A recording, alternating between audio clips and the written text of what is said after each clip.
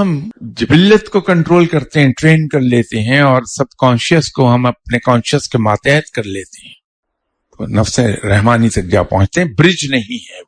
جو برج اگر ہوگا between sub conscious and conscious mind, تو وہاں کمپرومائزز ہوں گی، کیونکہ برج ہمیشہ اس فاصلے کو پاٹ دیتا ہے جو دو چیزوں کے درمیان ہوتا ہے.